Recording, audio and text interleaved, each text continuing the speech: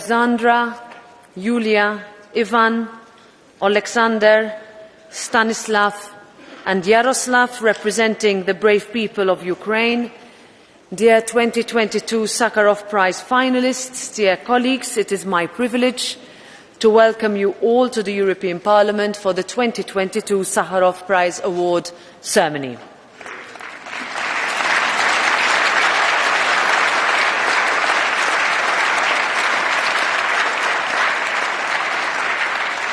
Since 1988, the Sakharov Prize for Freedom of Thought has paid tribute to people and organizations that fight in the name of freedom around the world, a fight that is synonymous with the legacy of scientist and Russian dissident Andrei Sakharov, of whom this prize bears name to. Andrei Sakharov firmly believed in a world of open, free and democratic societies, the same belief that underpins our way of European life. It was Andrei Sakharov himself that once said, "A country which does not respect the rights of its own citizens will not respect the rights of its neighbours." This is a message that remains as relevant as ever. That is why in 2020, this European Parliament awarded the Sakharov Prize to the Belarusian democratic opposition represented by the leader of the Belarusian democratic movement, Svetlana Tikhanovskaya, and political activist Veronika Tsapkala. To this day, Belarus holds the appalling record of having the highest number of Sakharov Prize laureates in prison.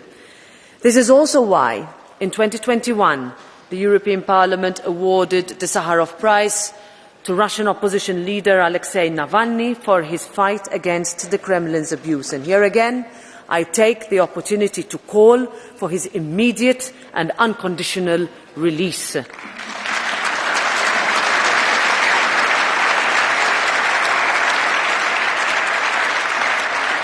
Our message is that we will not forget them. We will not forget any of our Sakharov Prize laureates who are still paying the price for freedom.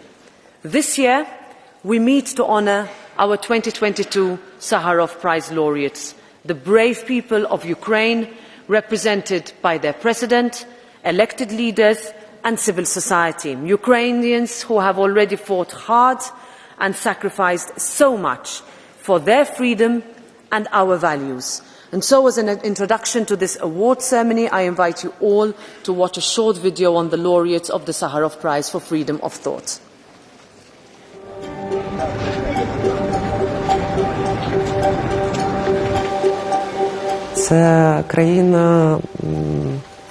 It is a country of real people, strong and courageous.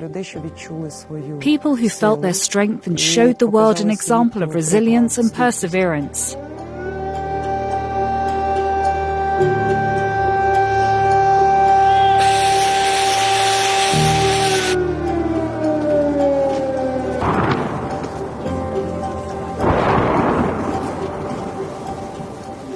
In this war with Russia, we are fighting for freedom in every sense. We are paying a high price for it.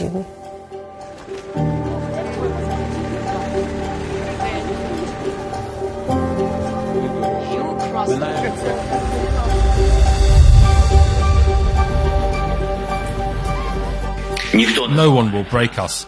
We are strong, we are Ukrainians. You know, we have a desire for our children to live.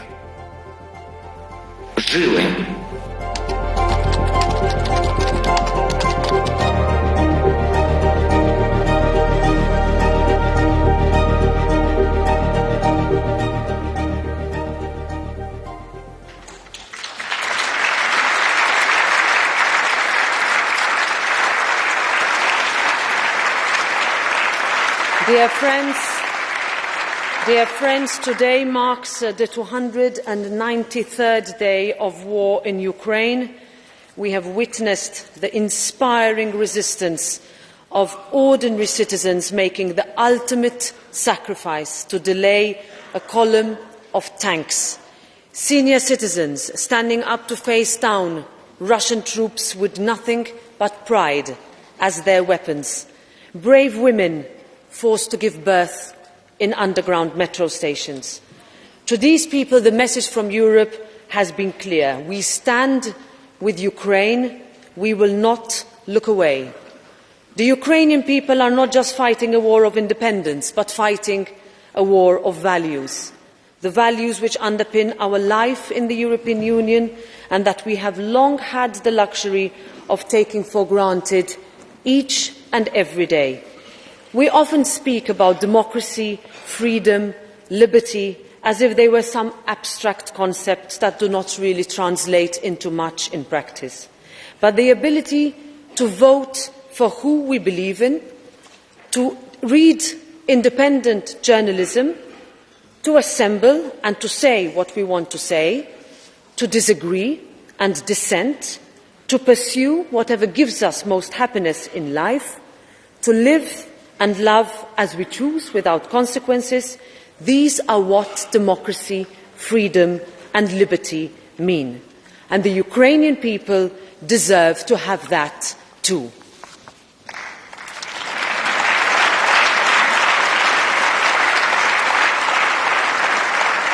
This is why I went to Kiev to assure President Zelensky and everyone in the Verkhovna Rada that this European Parliament will stand alongside Ukraine in this fight. This is why we sent financial, humanitarian and military aid to Ukraine, and why we will continue to send more. This is why we adopted 8 and soon 9 hard-hitting packages of sanctions against Putin and his enablers, and continue to amplify your calls to have Russia pay for its war crimes. This is why we granted Ukraine EU candidacy status and defied every cynic who thought our unity would not hold. And dear friends, this is why today we are awarding the European Parliament's most prestigious prize for freedom and human rights to the brave people of Ukraine, represented by their president, elected leaders and civil society, because once again we mean it when we say that we will stand in Ukraine's corner. And I know that we will have to continue doing more, but let's today award serve as a reminder of our unwavering support, and let it be dedicated to all those brave Ukrainian women and men on the ground, to all those who have welcomed with open hearts into our homes, and to all those who have lost their beloved family and friends. And I know that the brave people of Ukraine will not give up, and let me assure you that neither will we. Slava Ukraini!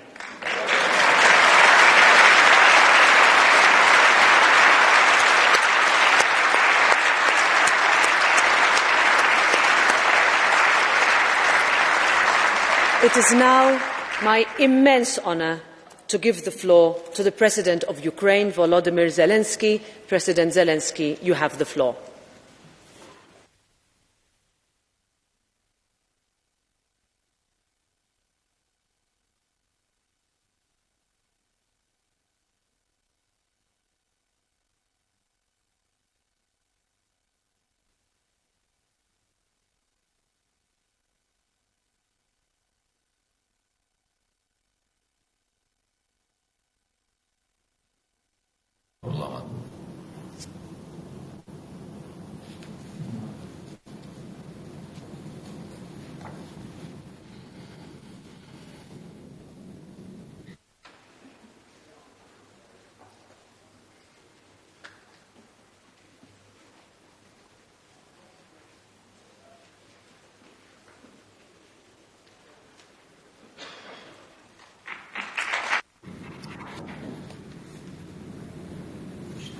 Дякую.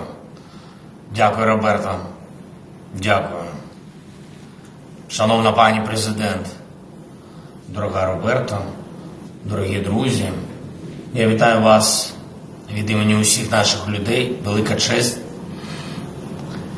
І я вітаю вас від всіх тих, які воюють, які працюють заради України і заради свободи.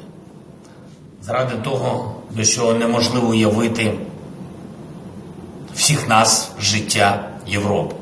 неможливо уявити без України і без свободи.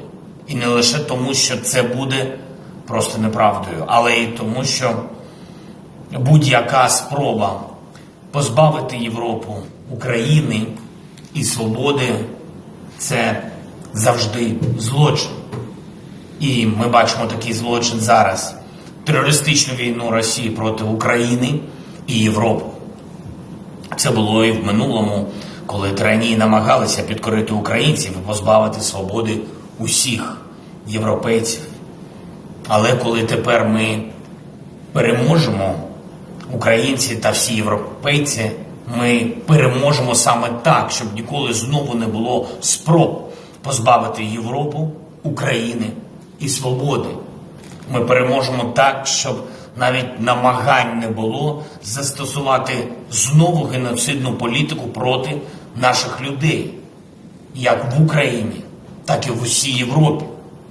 Ми маємо дати і дамо нову дієву архітектуру безпеки для глобальної свободи і міжнародного правопорядку. Вважаю це частиною нашого з вами морального обов'язку.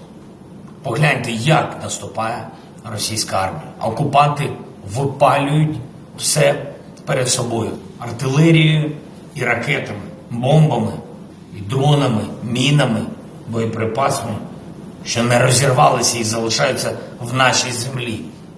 Окупанти руйнують міста та села і всю життєво важливу інфраструктуру. Так було в Маріуполі, і ви всі це бачили. Так було у Волновасі. Це ще одне місто, повністю знищене після російського наступу. Там жили більше 20 тисяч людей до цієї війни. Тепер там суцільні руїни. Те саме російська армія робить з Бахмутом, іншим містом Донбасу, від якого російські удари залишають розбите каміння. А там раніше жили більше 70 тисяч людей. Зовсім нещодавно. Ще минулого року. А зараз руїни. Можливо, лише після закінчення цієї війни, коли ми звільнимо всю нашу землю і зможемо виявити усі могили жертв російського терору, ми зможемо сказати, скільки життів забрала тиранія цього разу. Зараз ми знаємо тисячі імен загиблих. На жаль, їх може бути значно більше. Я прошу всіх вас вшанувати зараз хвилиною мовчання пам'яті усіх українців, усіх українок, усіх дорослих, дітей, усіх військових, усіх цивільних, чиї життя були забрані цією ганебною війною.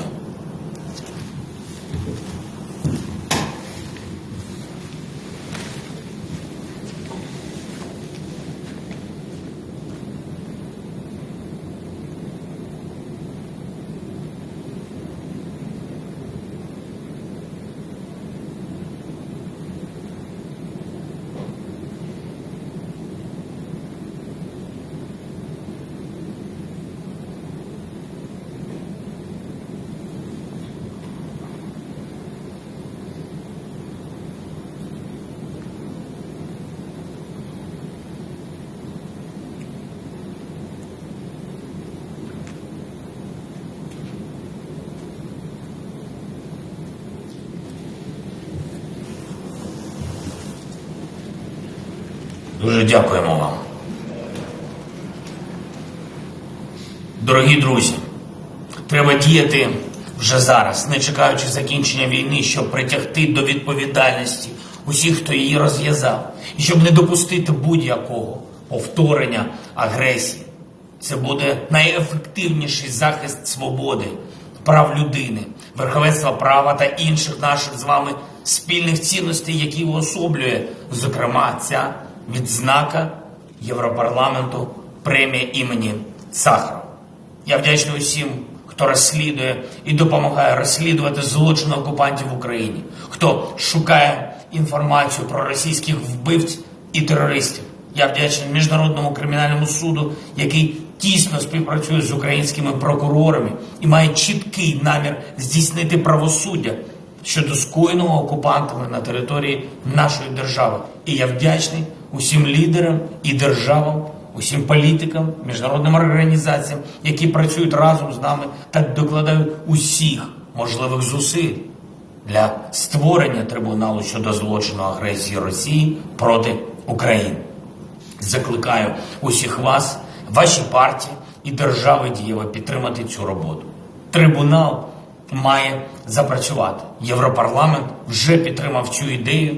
Потрібно якнайшвидше втілити її в реальність, зокрема через прийняття окремої резолюції Європарламенту на підтримку створення трибуналу, через вашу підтримку і підтримку вашими країнами відповідної резолюції Генасамблеї ООН. Знищені Росією міста та села, зруйновані долі, розбиті і розстріляні життя мають бути відображені у вироках не лише тим, хто безпосередньо все це вчинив, але й у вироках тим, хто організував і розпочав цю агресію. І коли принцип невідворотності покарання спрацює щодо злочину агресії проти України, зможемо зробити відповідну інституційну основу справедливості постійно діючою. Коли будь-який потенційний агресор знатиме, що покарання за злочинну війну неминуче, це буде найефективніший інструмент превенції війни. І ще одне. Історична відповідальність. Зло завжди має мотив повернутись, коли історія зла не написана повністю. Шановні депутати, я знаю, що завтра ви будете розглядати питання про визнання геноцидом злочину Голодомору проти українського народу. І я закликаю вас підтримати таке визнання максимальною більшістю голосів задля встановлення справедливості. Європа має дати максимально сильний сигнал, що в історії трагедій на нашому континенті, в історії злочинів проти людства і людяності, скоєних на нашій з вами землі, не залишиться жодної прогалини. Я вірю, що таке і буде. Я дякую вам за підтримку. Я дякую вам за відзначення нашої боротьби, за цю премію. І дякую особисто тобі, Роберто, за те, що ти нас підтримуєш. Ти приїжджала в Київ у складний, у небезпечний час. За те, що ти підтримуєш наші реформи, наш рух в європейські структури і дійсно допомагаєш, я тобі дякую. Слава усім нашим воїнам, слава кожному і кожній, хто захищає свободу і наших людей. Слава Україні!